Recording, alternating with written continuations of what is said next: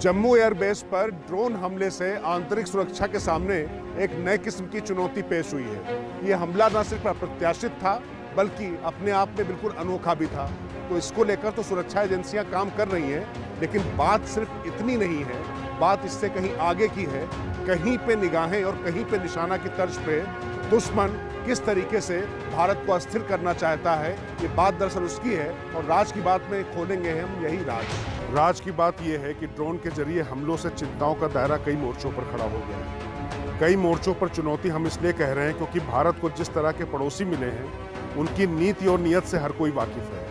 पाकिस्तान के पैतरों के साथ चीन भी चालबाजियों में लगा रहता है और आजकल नेपाल की नीति भी बहक रही है। जम्मू कश्मीर में लोकतंत्र बहाली की कोशिशों के शुरू होते ही जिस तरह से जम्मू एयरबेस को निशाना बनाया गया, उससे यह भी आशंका उठ खड़ी हुई है, कहीं ये हमला किसी बड़ी साजिश से ध्यान भटकाने के लिए तो नहीं था।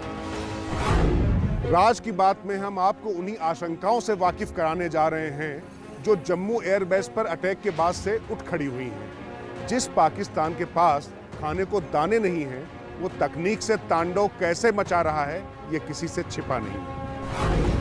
पाकिस्तान और चीन की गलबैयां भारत के खिलाफ कैसे हैं, ये भी दुनिया जानती है। लिहाजा चिंता इस बात को लेकर बढ़ गई कि जिस 3 फ्रंट वॉर की बात कही जाती है, कहीं उसकी मॉक ड्रिल तो नहीं था एयरबेस पर अटैक।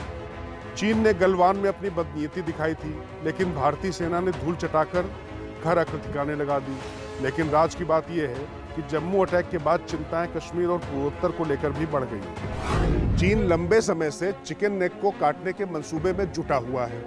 चिकन नेक वो जगह है जहां से भारत का सीधे पूर्वोत्तर के साथ में संबंध जुड़ता है और अरुणाचल को लेकर भी चीन की बदनीयती जाहिर होती रही है। तो ऐसे में ये आशंका जरूर है खुफिया एजेंसियों को कि जो ड्रोन हमला जम्मू एयरबेस पर कराया गया, जो बार बार ड्रोन भेजे जा रहे हैं, तो ये दिखावा है। दरअसल कहीं ऐसा तो नहीं कि पूर्वोत्तर में कोई बड़ी गहरी साजिश पड़ोसी की तरफ से रची जा रही है।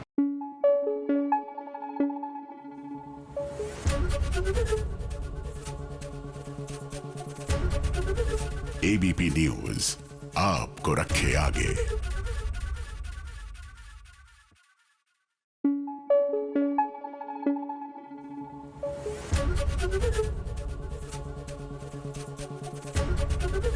एबीपी न्यूज आपको रखे आगे।